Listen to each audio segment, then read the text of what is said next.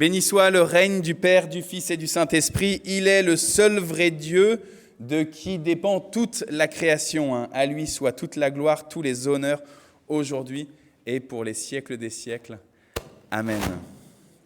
C'est ce Dieu unique qui vous invite dans son temple en ce dimanche 23 janvier. Soyez toutes et tous les bienvenus. Si Dieu...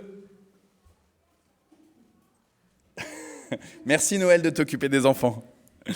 Si Dieu vous a invité, c'est qu'il a considéré que vous en valiez la peine. Dieu a considéré que vous en valiez la peine. Il a considéré que ce n'était pas une perte de temps, ni pour lui, ni pour son Église, ni pour vous-même, de vivre cette célébration ce matin.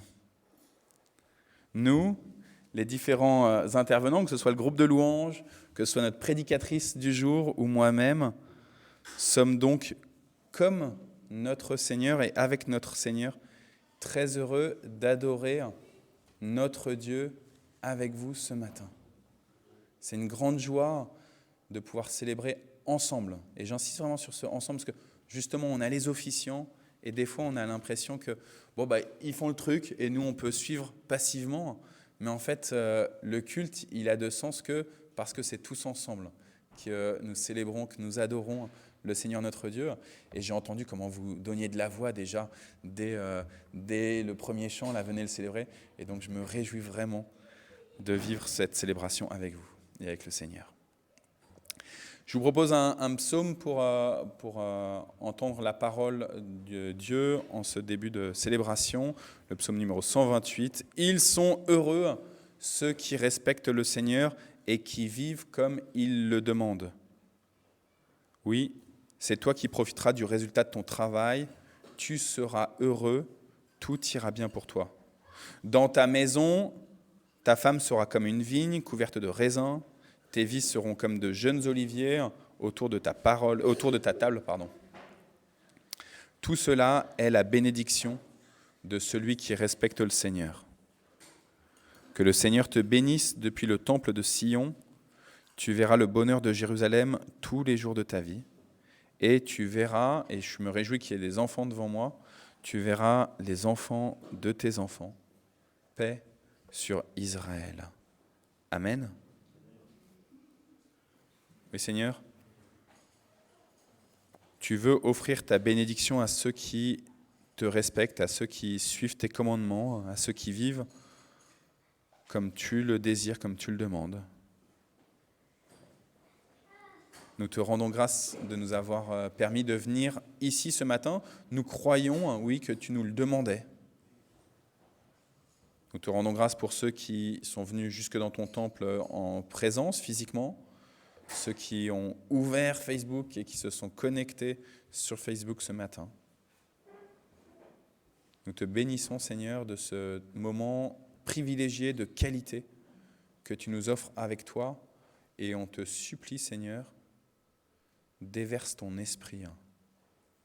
On en a besoin, Seigneur, pour aujourd'hui, pour tous les jours de la semaine, pour vivre et pour que notre vie, elle ait du sens. On te confie ce culte, on te remet ce culte, Seigneur. Sois-en la seule autorité, le seul président. Amen. Je vous invite à vous lever encore pour louer le Seigneur.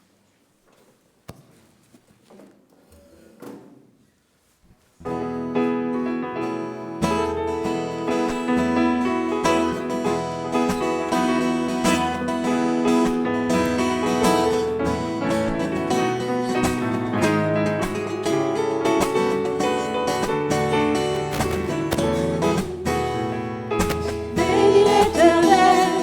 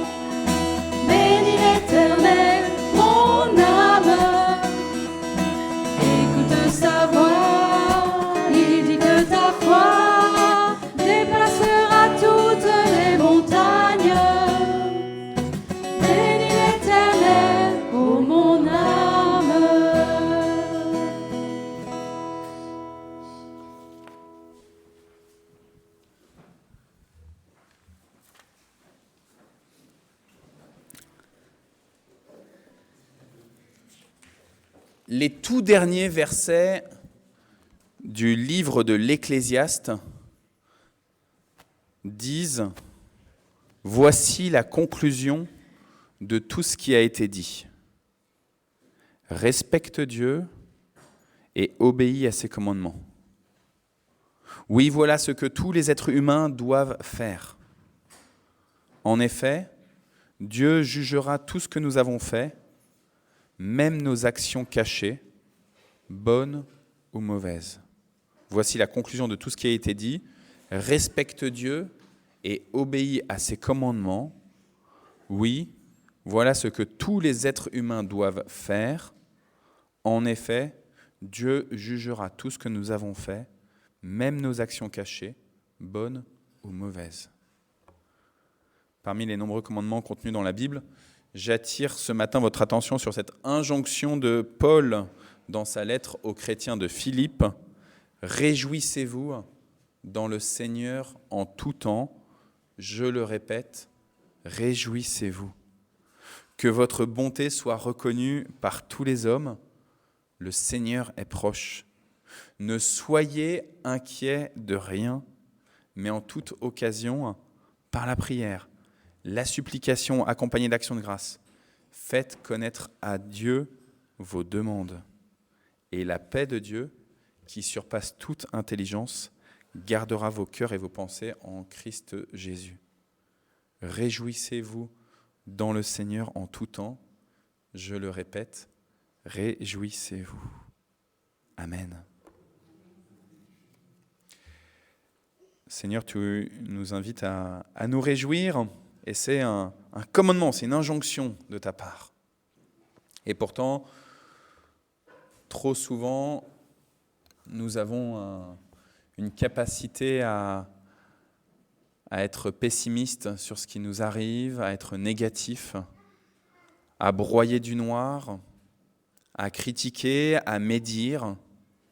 Trop souvent, oui, nous marchons dans la ténèbre plutôt que dans l'action de grâce et la reconnaissance.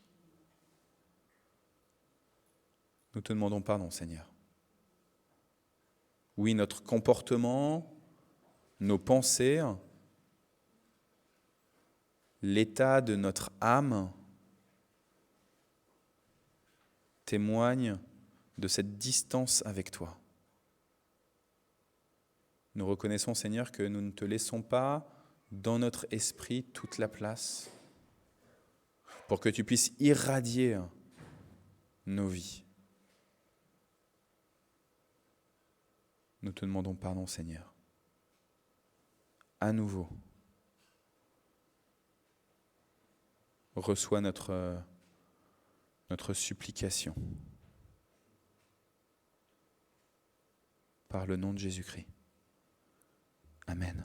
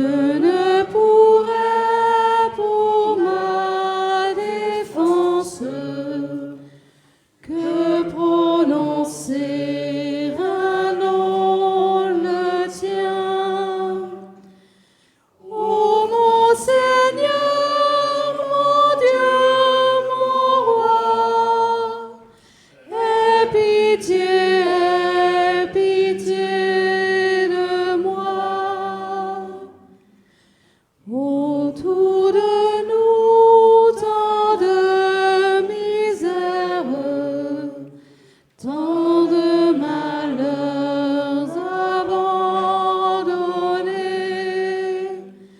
Nous te prions que vienne l'heure de ta justice et ta pitié. Ô mon Seigneur, mon Dieu, mon roi, aie pitié de moi.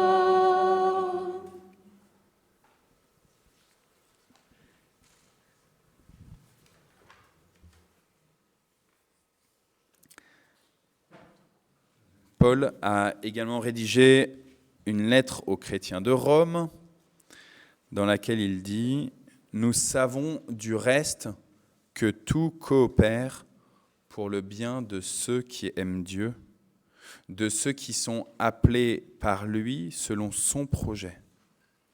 Car ceux qu'il a connus d'avance, il les a également destinés d'avance à être configurés à l'image de son Fils, pour que son Fils soit le frère d'une multitude, le premier-né d'une multitude d'autres frères et sœurs. Et ceux qu'il a destinés d'avance, il les a aussi appelés. Ceux qu'il a appelés, il les a aussi justifiés. Ceux qu'il a justifiés, il les a aussi glorifiés. Notre Seigneur vous a destinés à sa gloire éternelle, frères et sœurs. C'est à cause de son dessein, son projet pour vous et pour le monde entier, dessein qui s'accomplit en Christ seulement, qu'il pardonne maintenant toutes vos fautes, tous vos péchés, tout votre éloignement de ses projets, tous vos égarements de devant sa face. Sœurs et frères, recevez maintenant, au nom du Christ, le pardon de tous ces péchés. Amen.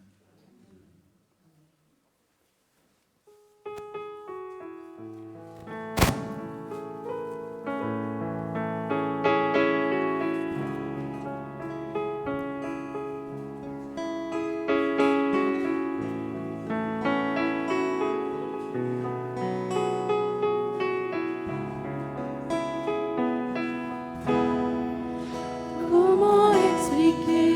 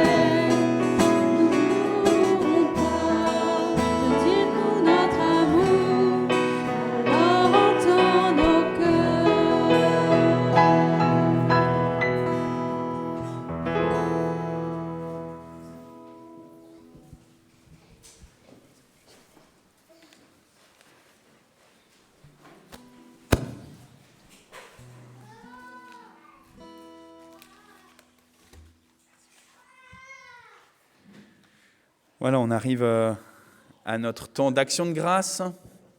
Donc, j'ai été vite chercher des petites lingettes. Est-ce que...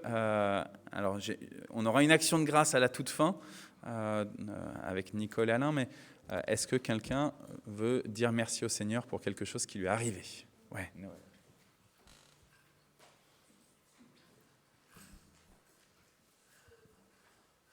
Alors, moi, je voulais remercier le Seigneur parce que j'ai eu le Covid. Et non, mais ça paraît... je ne suis pas vaccinée parce que mon oncologue ne veut pas. Et donc, j'ai eu une forme légère de Covid. Alors, j'ai été quand même malade. J'ai été quand même fatiguée 2 semaines. Mais enfin, bon, ça m'a vaccinée naturellement. Donc, je suis vraiment reconnaissante d'avoir eu le vaccin. J'ai prié, en plus je priais le Seigneur justement pour la protection de la vie, parce que comme je m'occupe de mon père, qui a encore besoin de moi ici, il a eu le Covid aussi, lui il est vacciné, et ça a été, je veux dire, on s'est remis tous les deux, donc vraiment, alléluia. Amen, amen. On t'a vu à explorer la Bible la semaine dernière. Tu étais encore un peu fatigué. Et puis là, maintenant, ça y est, t'es à fond. Donc, gloire à Dieu. C'était ça. C'était parfait. Gloire à Dieu. Est-ce que quelqu'un d'autre a, après Noël, une action de grâce? Alors, on a Captain America qui est beau comme un cœur. Puisqu'on parle de protection, on parlait hier avec Pierre-Ève. Simon, je l'avais un petit peu confié à Joshua cette semaine pour qu'il joue. Et puis voilà, j'étais en train de faire le repas, j'étais pas loin, Sam était à côté. Et en fait, Joshua a été très réactif. À un moment, il a vu son frère qui était pas bien, quoi, qui s'étouffait, qui était pas... Et donc, Sam est vite sorti du bureau, il nous a appelés. Et on savait pas trop ce qui se passait, mais on sentait qu'il n'arrivait plus à respirer. Et moi, je suis montée rapidos. J'ai bien mis les doigts comme il fallait, on voyait rien. En fait, il avait avalé une pièce de 50 centimes qui était restée dans sa trachée ou je ne sais où. Et en fait, je remercie Dieu, voilà, d'avoir... Et puis aussi d'avoir donné à Joshua cette alerte. Conscience, cette alerte, voilà. Et je sais que le Seigneur nous protège. Amen. Merci Noël de Amen. Amen. Merci Seigneur. Est-ce que quelqu'un d'autre a une action de grâce? Maria, elle a envie de dire quelque chose, mais elle n'ose pas. Oh, comment je... Pardon, excuse-moi Maria.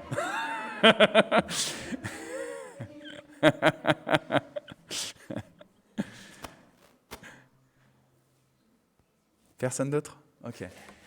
Alain, Nicole, est-ce que je peux vous demander de venir jusqu'ici? Alors pourquoi je demande à... Merci Jonas, merci mon amour. On va pouvoir redonner un... Tu voulais dire quelque chose?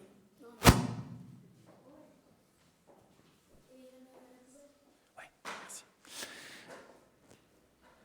La semaine dernière, dimanche dernier, normalement, Lydie aurait dû rentrer à l'hôpital pour avoir une opération lundi. Et puis finalement, ça n'a pas eu lieu. Donc, on rend grâce au Seigneur parce que du coup, ça peut être reporté à jeudi prochain, normalement. Sauf que jeudi prochain, vous aviez prévu autre chose, vous. Donc, du coup, je vous laisse la parole pour nous dire pourquoi ce que vous aviez prévu jeudi.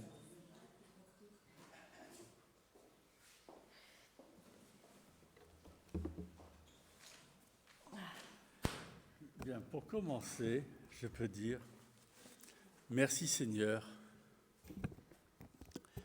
pour sa grâce. Et je dis bien sa grâce. Et sa fidélité ne dépend pas des circonstances, comme dit le cantique. Parce que si les circonstances étaient là, eh bien, j'appartiendrais pas au Seigneur. Et je dis merci pour toute sa bonté, sa fidélité, son amour. Et toute cette grâce merveilleuse, c'est-à-dire cette faveur que nous ne méritons pas, qu'il nous a donnée à tous les deux. Amen. Alors, si on est là aujourd'hui, comme a dit Arnaud, c'est parce que jeudi, normalement, on doit conduire Lydie à l'hôpital. Et normalement, jeudi, c'est notre anniversaire de mariage, de 42 ans de mariage.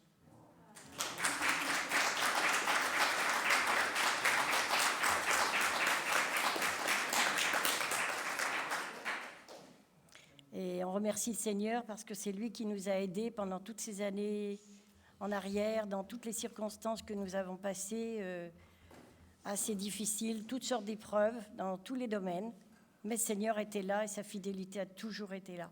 C'est lui qui nous a aidés à rester main dans la main et que lui nous tienne nos mains. Alors, il y a un petit poème qu'on voulait vous lire aujourd'hui.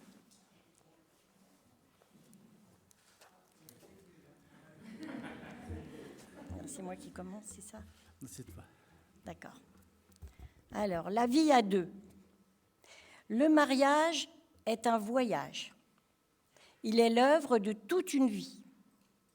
Il fait de deux existences fragmentaires un tout. Il assigne à deux vies sans but une tâche et il double les efforts de l'un et de l'autre pour l'accomplir. Le mariage est un art que l'on ne cultive qu'à force de réflexion et d'effort. C'est apprendre à partager à bien des niveaux, à parler à cœur ouvert. Oui. Donner avec générosité et recevoir avec grâce sont des talents à portée de chacun.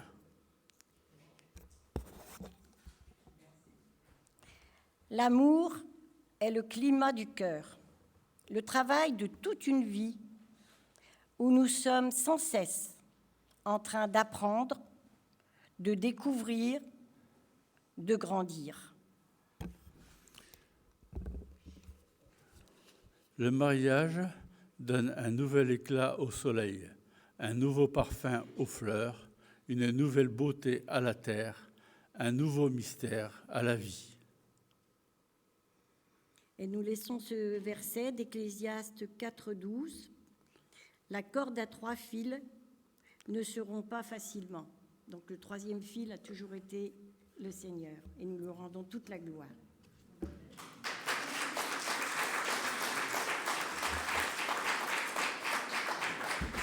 Je vous propose de... On prie. Seigneur notre Dieu, béni sois-tu pour cette corde à 3 fils que tu as désirée, que tu as tissée. Seigneur, merci pour la vie de Nicole, merci pour la vie d'Alain, merci pour leur vie conjointe, Seigneur. Merci pour toutes les bénédictions que tu as offertes au monde à travers eux, individuellement et en couple. Merci, Seigneur, pour tous ceux dont tu prends soin à travers le témoignage vivant et saint de Alain et de Nicole. Seigneur, nous te supplions, continue de renouveler ton alliance avec eux, continue de les fortifier par ton esprit, continue de fortifier leur corps, leur âme, leur esprit. Oui, Seigneur, bénis-les encore pour ces nouvelles années à venir de leur couple et de leur individualité.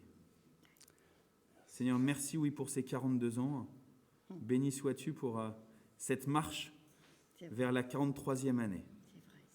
Nous te le demandons par Jésus-Christ. Merci. Amen. Amen. Merci.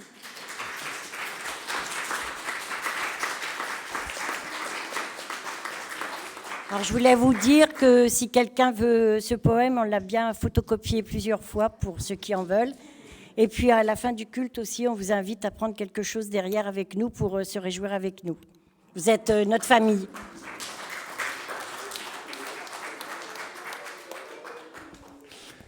Merci beaucoup, Alain et Nicole. Je propose que les enfants puissent aller vivre un petit temps d'animation type bricolage, quelque chose comme ça, dans je pense la salle de derrière.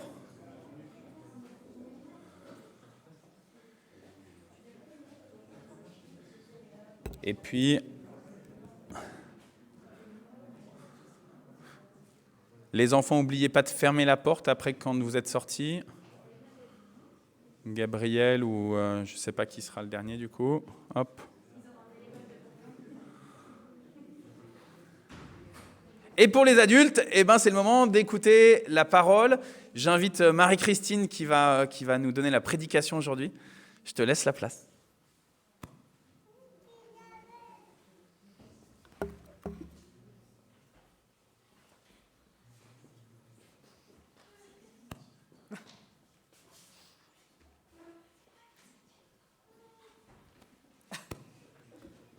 Bon.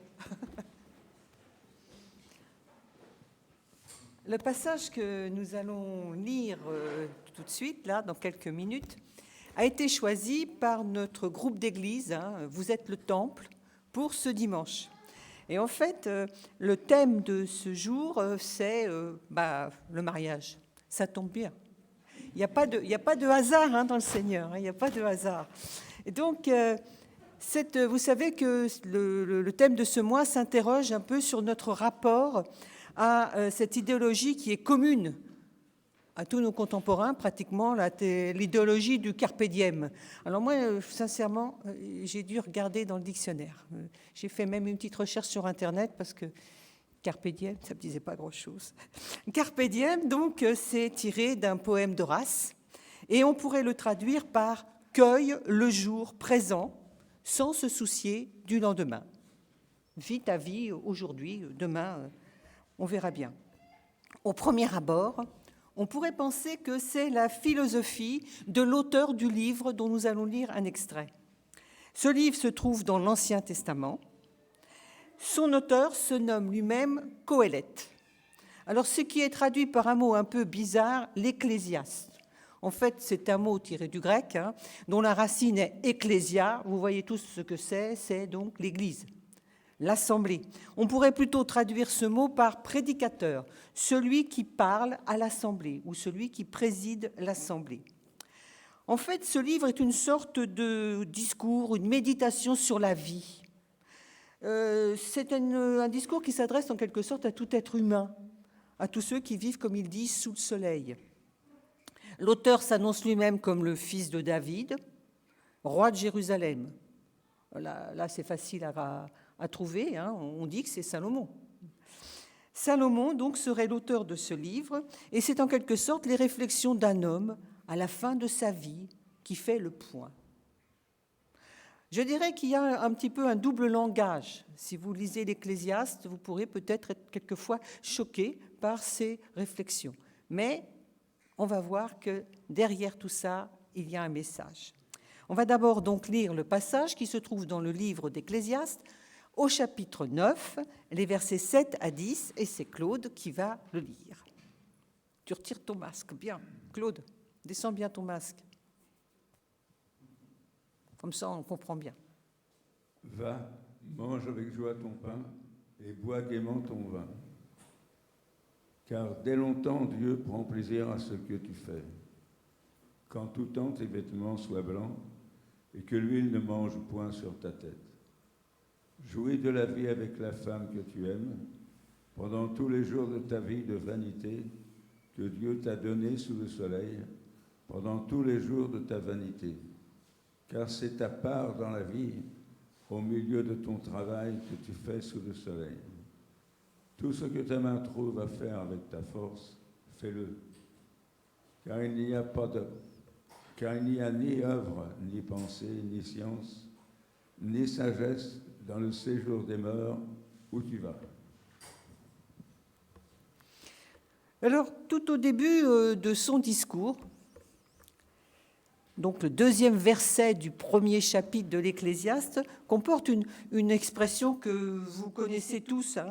C'est un verset qui qualifie la vie comme étant une vie de vanité. Vanité des vanités, dit l'Ecclésiaste. Vanité des vanités, tout est vanité. Il insiste, on avait même fait un partage biblique sur ce sujet.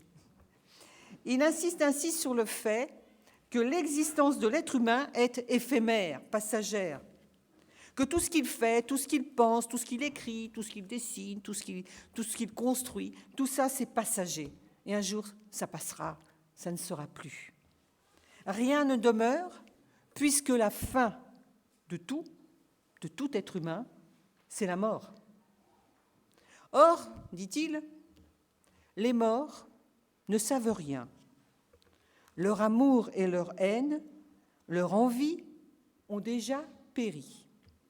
Ils n'auront plus jamais aucune part à tout ce qui se fait sous le soleil. Ecclésiaste 9, chapitre, versets 5 à 6. Voilà une bien triste constatation.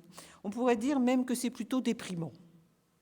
Je vous donne des paroles comme ça en début d'année, c'est pas pour vous remonter le moral, mais enfin bon, la Bible l'annonce. Dès la Genèse, au jardin de l'Éden, Adam et Ève, les prototypes de l'humanité, ont choisi leur propre destinée. Ils ont choisi de vivre sans Dieu, en dehors des prescriptions divines. Et donc, ils se sont vus condamnés à une vie de mortels. À partir de cette réalité que tout humain connaît, l'Ecclésiaste conseille de jouir de chaque jour, de jouir de la vie, de jouir de sa femme, du vin, des bonnes choses. Il va même plus loin, reconnaissant que le soleil brille sur tous, sur les méchants, sur les justes. Il dira « Tout arrive également à tous, même sort pour le juste et pour le méchant. Il en est du bon comme du pécheur. Ceci est un mal parmi tout ce qui se fait sous le soleil. C'est qu'il y a pour tous un même sort. Aussi, le cœur du Fils des hommes est plein de méchanceté et de folie. La folie est dans leur cœur pendant leur vie, après quoi ils vont chez les morts. » On lit ça au chapitre 9 encore, versets 2 à 4. En cela, il se fait la voix de beaucoup d'êtres humains, de tous ceux, enfin beaucoup de ceux qui ne craignent pas Dieu, qui se disent, bon, vivons aujourd'hui et puis demain, on verra bien. Tous ceux qui n'ont pas de conscience de l'existence de Dieu, de sa volonté, ni même de son amour et de sa grâce. Alors l'auteur, il va seulement, après avoir dit tout ça, et il le redit plusieurs fois dans tout le livre, l'auteur va annoncer une autre option pour celui qui lit ou écoute son message avec attention. Il va donner une exhortation au lecteur, une exhortation qui pourrait suggérer le bonheur. Je relis donc le verset 9. « Jouis de la vie avec la femme que tu aimes. Pendant tous les jours de ta vie de vanité, que Dieu t'a donné sous le soleil, et il répète, pendant tous les jours de ta vanité, car c'est ta part dans la vie, au milieu de ton travail ou de ta peine, que tu fais, le travail que tu fais sous le soleil. Et là, il répète que tu peines. Dans ce verset, j'ai regardé l'original hébreu, je ne connais pas l'hébreu, mais le mot à mot. L'original hébreu insiste sur la pénibilité du travail. Il lui dit, c'est ta part dans la vie au milieu de ta peine, la peine que tu fais sous le soleil. Et donc il insiste sur la pénibilité du travail que l'homme doit assurer tout au long de sa vie. Plus ou moins, mais enfin, il y a des gens qui vivent vraiment des vies très dures. La peine du travail, sa pénibilité, nous renvoie au premier chapitre de la Genèse. Rappelez-vous. Rappelez-vous de la sentence que Dieu a prononcée contre Adam parce qu'il avait désobéi et parce que donc il était chassé du jardin de l'Éden. Dieu lui dit, c'est à la sueur de ton front que tu mangeras du pain jusqu'à ce que tu retournes dans la terre. Genèse 3, 19. C'est dur. C'est une parole très dure. Et pourtant, Adam ne sera pas seul. Il ne sera pas seul dans son existence terrestre. Dieu a pourvu, lui a donné une compagne, une associée, Ève, sa femme. Et ce sera pour lui un vrai réconfort dans l'adversité. Ils seront deux pour affronter l'existence, avec ses joies, ses combats, ses peines, mais ils seront deux. Et c'est à ce compagnonnage que l'Ecclésiaste invite le lecteur de son discours. Alors cependant, à première lecture, alors je dirais en tant que féministe, son exhortation telle que traduite dans nos Bibles m'a un peu gênée, je dois dire. Jouis de la vie avec la femme que tu aimes. L'homme semble être le seul bénéficiaire. Et l'amour réciproque de la femme n'est pas mentionné. Voyons tout de même comment l'homme est censé aimer sa femme. L'amour de l'homme pour sa femme, alors si l'on considère qu'il s'agit d'un époux aimant son épouse, là aussi, la femme que tu aimes, on espère que c'est son épouse. Si l'on considère qu'il s'agit d'un époux aimant son épouse, cet amour dépasse, aux yeux de Dieu, la seule attraction sexuelle ou affection naturelle qu'il peut y avoir entre époux. Cet amour va encore plus loin, comme nous le dit Paul. Nous lisons dans la lettre aux Éphésiens, au chapitre 5, verset 25. « Marie, aimez vos femmes. » C'est bien. « Aimez vos femmes comme Christ a aimé l'Église et s'est livré lui-même pour elle. » Voici une perspective bien élevée pour l'homme, pour le mari chrétien. Il n'est pas appelé à jouir égoïstement de sa femme, mais plutôt à la protéger, à prendre soin d'elle, et même à donner sa vie pour elle. C'est grand. C'est grand. Je parle à mes frères chrétiens qui sont mariés.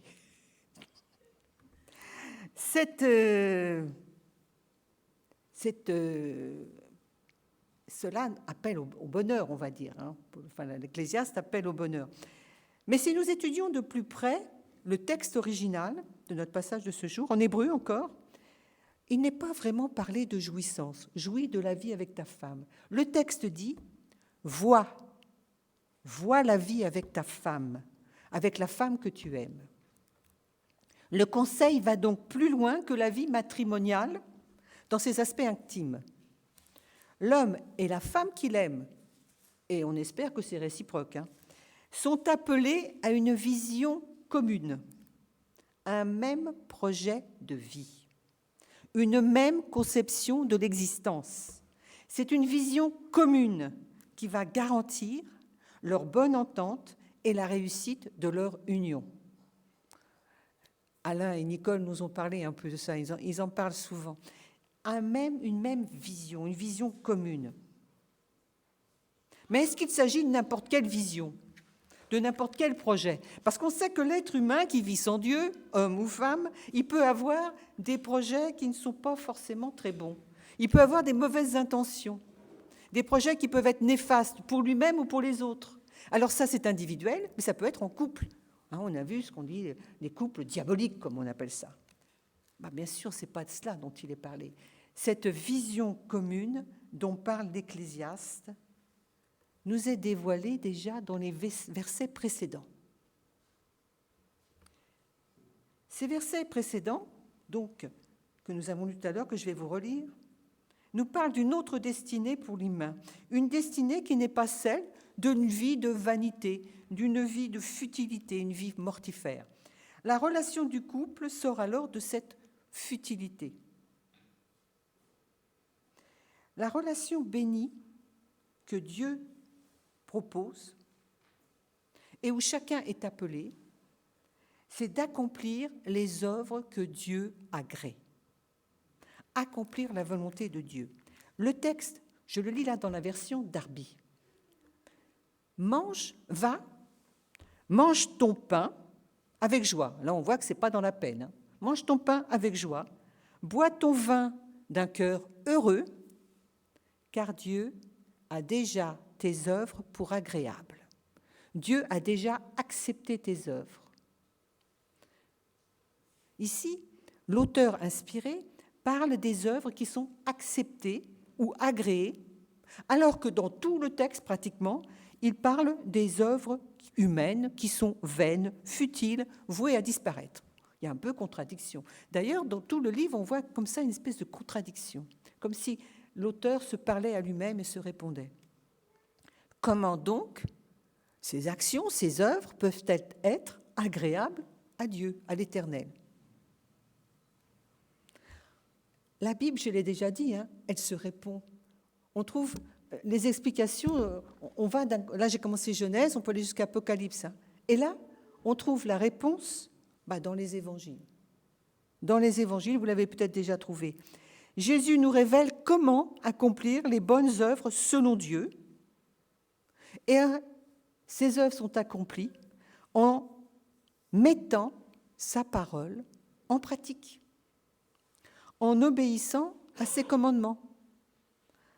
Les œuvres, intentions et attitudes qu'il a d'ailleurs prescrites dans le fameux Sermon sur la montagne.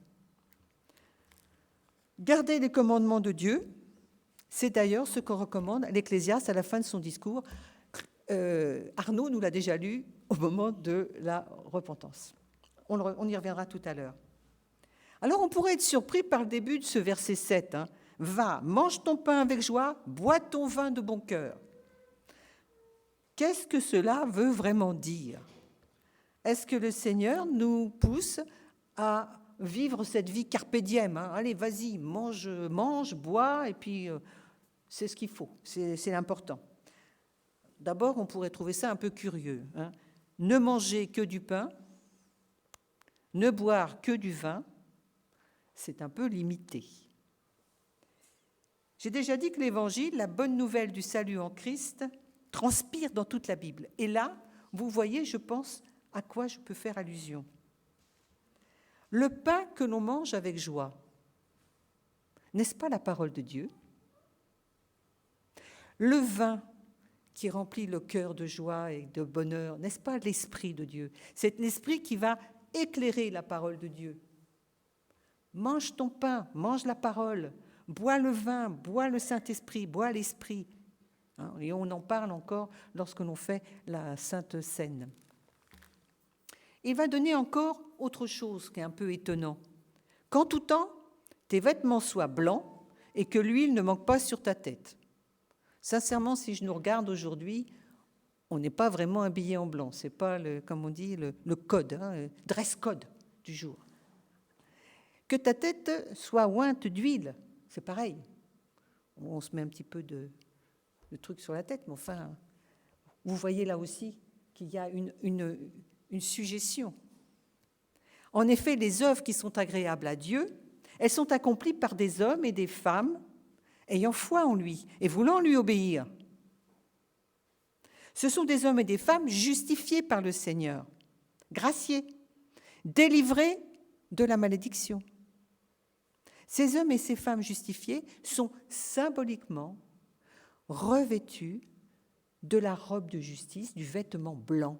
Ce vêtement blanc que Jean nous décrit par rapport lorsqu'il voit la foule des justifiés. Vous savez, dans l'Apocalypse, il les voit honorant le Seigneur. Ils sont tous revêtus d'un vêtement blanc, le vêtement blanc de la justice. Et l'huile, justement, c'est ce qu'on avait dit. Donc, ils sont revêtus de ce vêtement blanc. Et l'huile ne manque pas sur leur tête, c'est l'onction du Saint-Esprit. Étonnant, non? Dans le livre de l'Ecclésiaste, que l'on trouve déjà des paroles qui vont se trouver après dans l'Évangile et dans les épîtres. Comme nous l'avons vu, bien que certains chrétiens vivent en couple, c'est individuellement que Dieu nous appelle, individuellement que Dieu nous demande de faire ses œuvres de justice, d'œuvrer ce qui lui est agréable. D'ailleurs, Jésus va repositionner la relation du couple et de la famille. Elles ne seront plus prioritaires dans l'existence de celui ou de celle qui l'a accepté comme sauveur. Même si c'est un couple chrétien. Jésus va déplacer la priorité de ceux qui veulent le suivre. La volonté, l'intérêt du mari, de l'épouse, des enfants, des parents ne sera pas prioritaire. La volonté et l'intérêt de la famille ne seront pas prioritaires dans l'appel du Seigneur. Et l'on voit ça aussi par rapport aux apôtres. Jacques et Jean, Pierre et André, ils ont quitté leur père, l'entreprise familiale, pour suivre le Seigneur. Et ils diront même, voici, nous avons tout quitté et nous t'avons suivi. Matthieu 19, 27. La réponse que va leur donner Jésus peut nous paraître dure. Elle peut nous paraître difficile à accepter.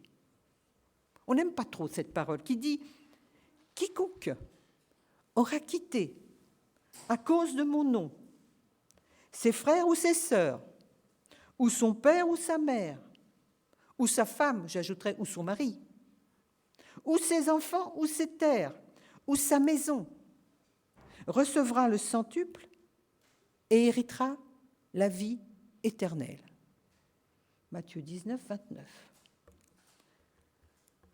Alors cette possibilité de quitter tout, elle ne peut être vécue sans drame que dans le couple ou la famille où la foi en Christ et en sa parole est au centre des relations. Parce qu'autrement, c'est un drame. Ça pourrait être difficile, mais si la foi, l'obéissance, la fidélité au Seigneur est au centre de la famille, au centre du couple, ça pourra s'accomplir. Autrement, ça ne pourra créer que des drames au sein du couple, au sein de la famille.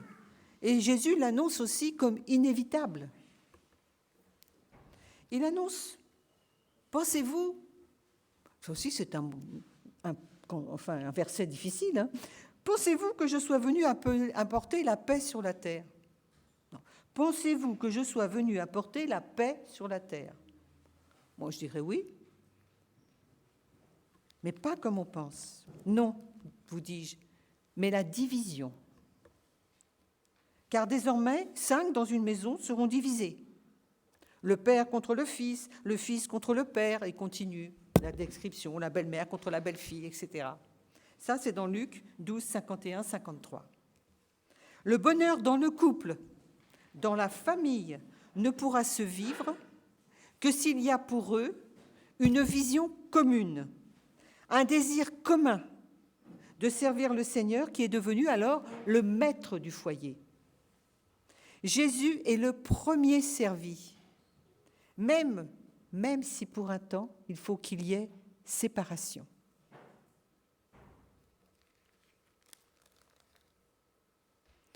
Le dernier chapitre du livre, donc le chapitre 12, résume l'objectif de ce discours et dévoile la véritable intention de l'auteur, sa pensée personnelle. L'auteur s'adresse alors à un homme jeune.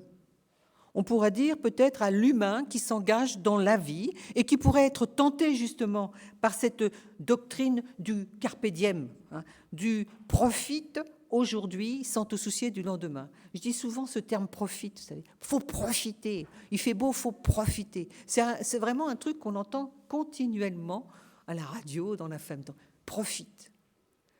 C'est donc une tentation pour le jeune homme, profite. Mais l'Ecclésiaste va d'abord rappeler à ce jeune homme le sort inéluctable de l'être humain. Je vous invite à relire ce passage du chapitre 12. Il y a de façon imagée toute une description de la vieillesse, de tout ce qu'elle va apporter, la personne qui boite, qui voit moins bien, qui a moins de force, et jusqu'à la conclusion, la mort. Mais il lui révèle ensuite ce qui suit la mort de tout homme. Dieu t'appellera en jugement. Il faudra rendre compte de tout ce qu'il a accompli, de toutes ses œuvres qui, pour la plupart, ne sont que vanité. La perspective du jugement, elle n'est pas rassurante, à vrai dire. Pour tout ce qui est caché sera dévoilé. Le texte dit, là, Dieu amènera toute œuvre en jugement au sujet de tout ce qui est caché, soit bien, soit mal. Alors, pour ce qui est bien, on est tranquille, mais pour le mal, on peut être inquiet. L'Ecclésiaste est de toute évidence un juif ayant foi en l'Éternel. Il est instruit dans la loi de Dieu, dans les Écritures. C'est Salomon, nous dit le texte. Alors Salomon, il avait demandé la sagesse à Dieu. Par contre, il a quelquefois un peu glissé. Il n'a pas toujours été vraiment, il n'a pas tenu toujours ses promesses. Pourtant, il a là des paroles qui nous font penser qu'il a une prémonition. Bien sûr, en tant que juif, il n'a pas la connaissance de la grâce de Dieu. Il n'a pas la connaissance du don gratuit du salut, de l'œuvre de Christ. Ce n'était pas encore le temps. Cependant, on voit qu'il a une prémonition lorsqu'il parle des œuvres qui sont agréées de Dieu, du vêtement blanc, de l'huile sur la tête. C'est ainsi que l'Ecclésiaste, après avoir insisté sur l'aspect vain de toutes les réalisations humaines, il se fait messager d'espérance. Messager d'espérance, et il va inviter ses lecteurs à ne pas rester justement dans cette doctrine du carpe diem, dans cette doctrine qu'il va longuement développer, en disant que oui, tout est vain, vas-y, profite de la vie, mais il revient en arrière et il montre quel est le vrai bonheur. Et le vrai bonheur, crains Dieu et obéis-lui. Crains Dieu, il dira, crains Dieu, observe ses commandements, c'est là ce que doit faire tout homme. C'est le dernier verset de ce texte.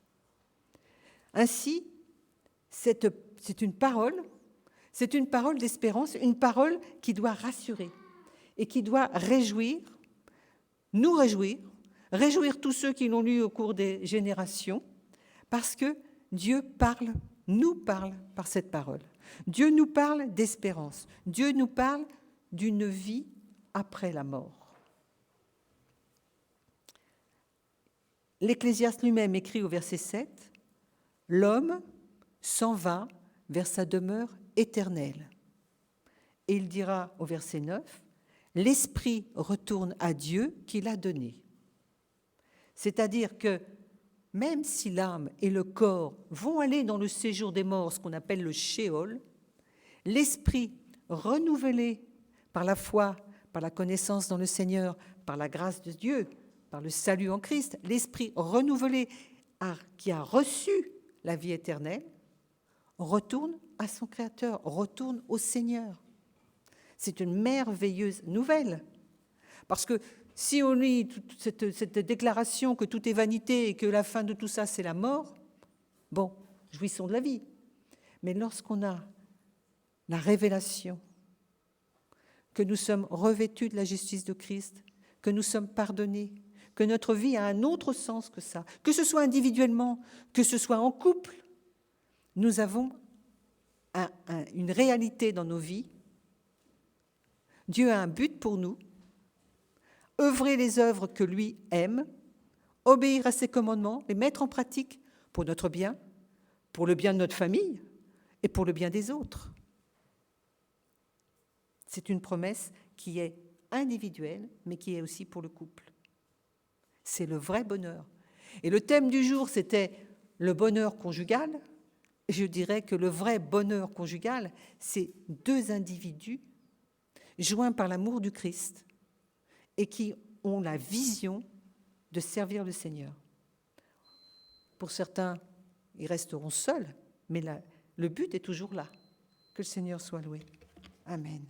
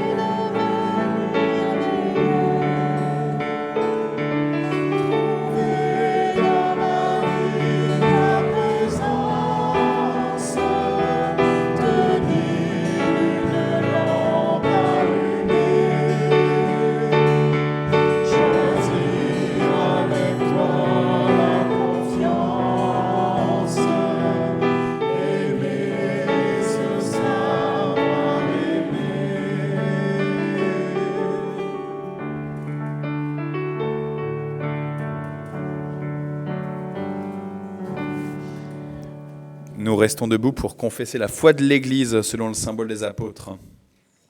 Je crois en Dieu, le Père Tout-Puissant, Créateur du ciel et de la terre.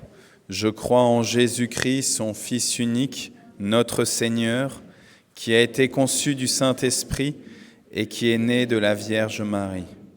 Il a souffert sous Ponce Pilate, il a été crucifié, il est mort, il a été enseveli, il est descendu aux enfers. Le troisième jour, il est ressuscité des morts, il est monté au ciel, il siège à la droite de Dieu, le Père Tout-Puissant. Il viendra de là pour juger les vivants et les morts.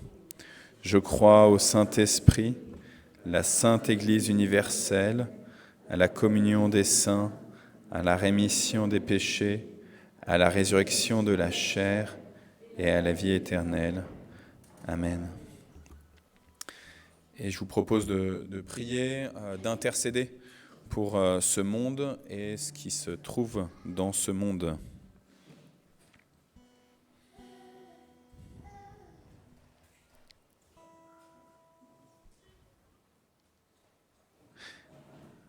Seigneur notre Dieu, nous te supplions, tu as donné des commandements dans ta parole pour ta création, pour ton peuple, pour ton Église. Nous te supplions, Seigneur, donne-nous un cœur bien disposé, disponible à entendre ces commandements et à en vivre avec toi.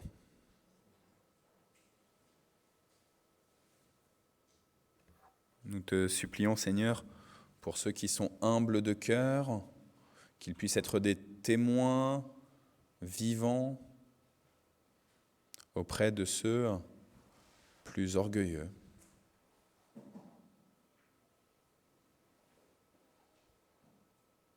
Nous te supplions, Seigneur, pour tous ceux qui sont grands dans ce monde, pour qu'ils puissent redevenir des petits-enfants et ainsi vivre avec toi une vie pleine, une vie entière. Nous te supplions, Seigneur, pour ceux qui se sont consacrés au service de ta parole, tous ceux que l'Église a consacrés de ta part pour tel ou tel ministère. Nous te supplions, Seigneur, en particulier pour notre conseil presbytéral, pour notre conseil d'entraide. Nous te supplions pour les membres de notre groupe de louanges, tous ceux qui animent le culte, tous ceux qui prêchent, tous ceux qui enseignent aux enfants, tous ceux qui partagent la prière et ta parole. Nous te supplions, Seigneur, pour chaque membre de toutes les commissions de notre Église. Ajuste-les les uns avec les autres, avec notre Église et surtout avec toi.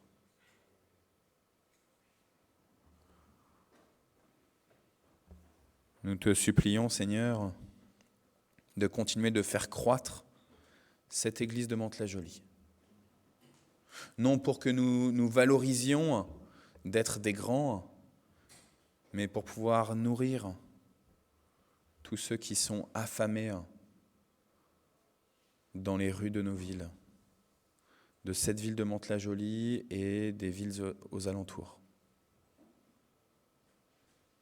Nous te supplions, Seigneur, pour ceux qui nous dirigent, les élus locaux jusqu'aux élus nationaux.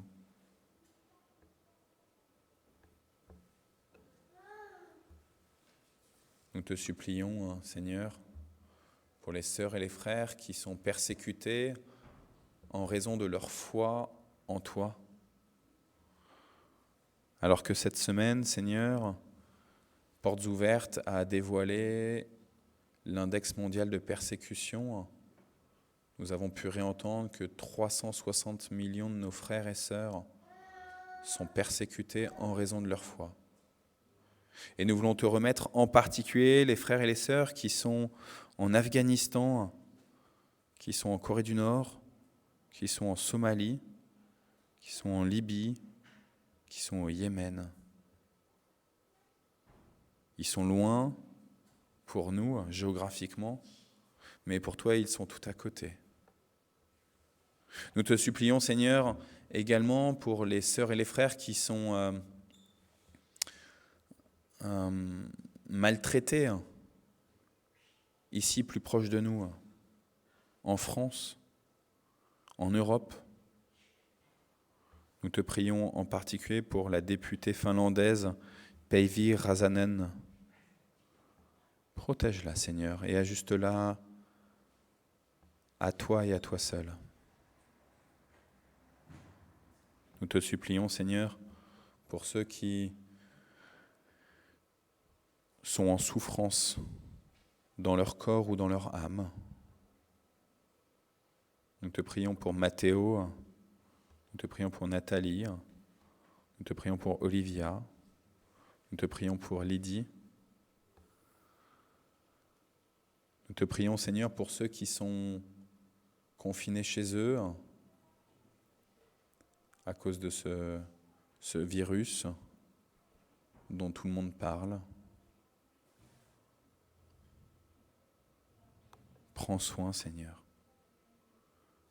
Oui, nous l'avons entendu depuis le début de cette célébration. Tu es un Dieu qui entoure, qui protège.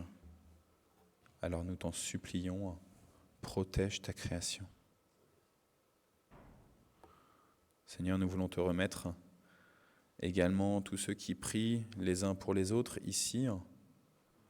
Je veux te supplier en particulier pour Laurence qui tout à l'heure, pour la première fois, priera pour des frères et des sœurs qui le veulent à l'issue du culte. Seigneur, rends-la attentive à ce que chacun pourra lui dire dans le secret de la prière, et rends-la attentive à ce que toi tu veux qu'elle porte dans la prière. Et nous te supplions selon les beaux mots, les mots très justes de ton Fils. Notre Père qui es aux cieux, que ton nom soit sanctifié, que ton règne vienne, que ta volonté soit faite sur la terre comme au ciel. Donne-nous aujourd'hui notre pain de ce jour. Pardonne-nous nos offenses, comme nous pardonnons aussi à ceux qui nous ont offensés. Et ne nous laisse pas entrer en tentation, mais délivre-nous du mal, car c'est à toi qu'appartiennent le règne, la puissance et la gloire, au siècle des siècles. Amen.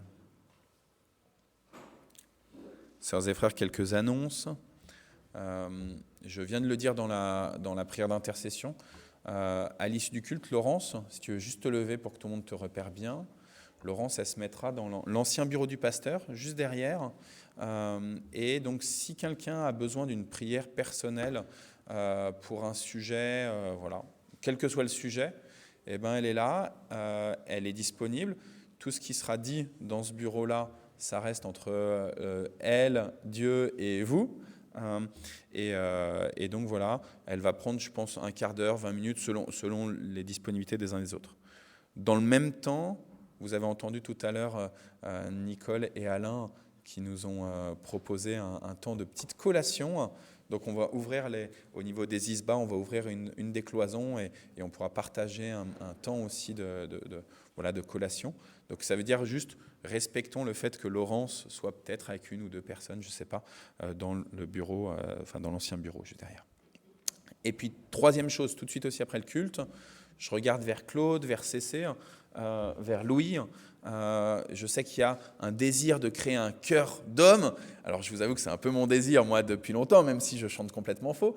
Mais en tout cas, je sais qu'il y a l'objectif là d'essayer de se réunir pour voir de quelle manière, notamment, proposer des chants pour le culte de Pâques. Et du coup, ça me permet de vous rappeler, déjà commencer à imaginer qu'est-ce que je pourrais offrir à Pâques comme prestation pour rendre gloire à Dieu et pour réjouir toute la communauté. Ça peut être un chant, ça peut être une danse, ça peut être une scénette, ça peut être un conte, une lecture, ça peut être tout plein de choses. Voilà, à vous d'imaginer avec le Seigneur ce que vous pouvez apporter au culte de Pâques. On a du temps, hein, mais commencez déjà, laissez tranquillement l'Esprit travailler en vous. Les annonces habituelles, mardi, le groupe de prière à 14h, soit par Zoom, soit au temple. Vous avez les deux possibilités. Et puis le soir, le conseil presbytéral qui tient aussi sa réunion de prière. Jeudi, on a un culte à 10h, suivi d'agapes pour ceux qui le souhaitent. Le culte est par Zoom, les agapes non, évidemment. Mais il est évidemment possible de venir au temple et pour le culte et pour les agapes. Samedi, on a mis une affiche là-bas avec marqué en gros Sylvain Frémont. Sylvain Frémont, c'est un louangeur, quelqu'un qui est parolier, qui est compositeur, et notamment qui a composé un certain nombre de chants dans le recueil Jeunesse en mission J'aime l'Éternel. Et Sylvain Frémont va à l'église d'Aubergenville la semaine prochaine, le week-end prochain, et le samedi, il propose un séminaire, donc à partir de 10h. Donc là, c'est pour tous ceux qui sont dans le groupe de louanges ou intéressés par la louange. Et puis le soir, à 17h, on aura la 4e session, c'est ça Françoise, 4e session sur explorer la Bible. Je vous avoue qu'on avait commandé 20 manuels pour suivre et ça y est, les 20 manuels sont partis, donc il faut que je refasse une commande au cas où il y a une personne ou deux qui se rajoutent. Mais on se réjouit beaucoup aussi de ce que ça nous challenge pour notre lecture biblique. Et ceux qui n'ont pas commencé à explorer la Bible, vous pouvez toujours rejoindre. Je vous encourage, sinon on refera une session, je pense, l'année prochaine. On en refera régulièrement. Dimanche prochain, le groupe de louanges à 10h, la formation des enfants, des adolescents également à 10h et le culte à 10h45. Derrière Sinaï, là-bas, il y a une affiche avec marqué « Collecte alimentaire, samedi 12 février ». Sinaï, c'est quelle heure les horaires? Tu peux juste me dire, il y a marqué samedi 12 février 2022 ? 9h-18h. 9h-18h, collecte alimentaire dans 5 magasins ici à Mantes et dans les alentours. Et on a notamment notre sœur Dana qui sera au Carrefour Contact de Mantes-la-Ville. Et donc, elle cherche des bénévoles pour assurer pendant 1 heure ou 2 heures la collecte. Mais évidemment, c'est aussi possible d'aller dans des magasins, des 4 autres magasins. Mais dans ce cas, on n'est pas directement participant dans le magasin même. On est participant dans l'ensemble de cette collecte alimentaire. Hier, les étudiants et jeunes actifs de Vous êtes le Temple, tout à l'heure, Marie-Christine nous a parlé de la lecture biblique qui a été choisie dans le cadre de Vous êtes le Temple, donc avec Cergy, Saint-Germain-en-Laye et Dreux. Le groupe des étudiants s'est réuni justement à Saint-Germain-en-Laye. Donc n'hésitez pas si vous avez envie de rejoindre ce groupe, ça aura lieu tous les 15 jours. A priori plutôt à Saint-Germain-en-Laye, mais la possibilité aussi de changer de lieu selon les envies des uns et des autres. Et puis là-bas, il y a l'affiche Sylvain Frémont, mais juste au-dessus, il y a marqué Teen Camp, Respire. Il y a le camp des adolescents qui aura lieu du 28 février, lundi, je crois 28, jusqu'au jeudi 3 mars, je pense, quelque chose comme ça. On va dans les Vosges, donc c'est pour ça que ça s'appelle Respire. On va dans un gîte dans les Vosges. Donc si vous avez des collégiens ou des secondes qui ont envie de venir avec nous, il y a encore quelques places. Voilà, je m'arrête là. Je regarde vers Tévi, Françoise, il y a des Sandra? Non? Ok, alors s'il n'y a plus d'autres annonces, je vous propose de prendre un temps pour les offrandes.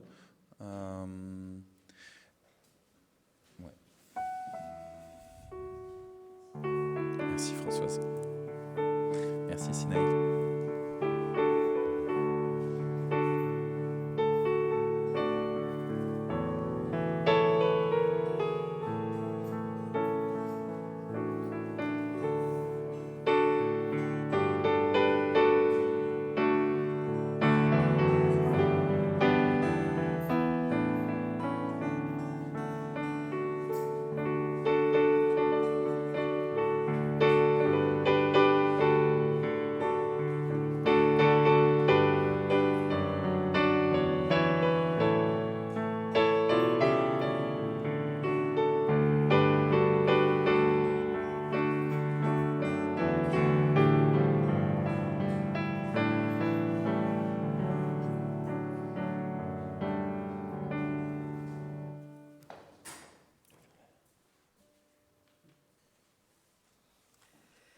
Seigneur notre Dieu, Maître souverain de l'univers, reçois dans ta bonté l'offrande que nous te présentons et que nous te consacrons d'un cœur joyeux pour qu'elle serve à ta gloire et au bien de ton Église. Amen.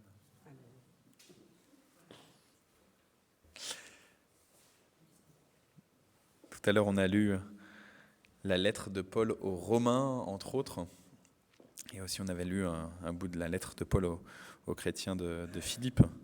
Dans la lettre de Paul aux Romains, que le Dieu de l'espérance vous comble de joie et de paix dans la foi, afin que vous débordiez d'espérance par la puissance du Saint-Esprit. Que cette bénédiction qui a été donnée aux chrétiens de Rome, elle vienne se poser dans vos cœurs à vous, chrétiennes et chrétiens de Mantes-la-Jolie. Soyez dans la paix de notre Seigneur et bon dimanche. Et on va chanter un dernier chant, évidemment. J'allais bouletter là.